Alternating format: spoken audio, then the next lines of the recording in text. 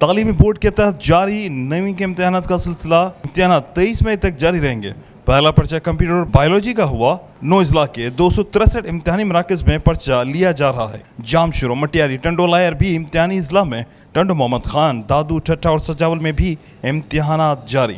जबकि नवी जमात के 70,745 तलबा व तालिबात इम्तिहानात में शरीक होंगे। इम्तिहानात के अमल की निगरानी के लिए 30 विजिलेंस कमेटियां और स्पेशल मॉनिटरिंग सेल कायम किया गया है।